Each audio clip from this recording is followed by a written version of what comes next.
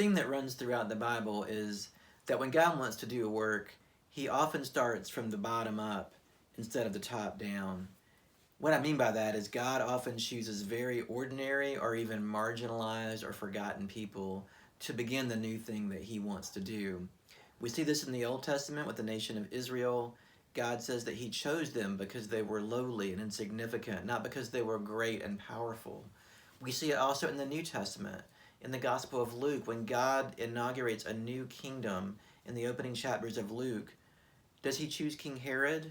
Does he choose the religious elites, the Pharisees? Does he choose the wealthy landowners and developers? No. He chooses two old people, Zechariah and Elizabeth, a couple that was childless, which in their day was a huge stigma. It was like God had punished them.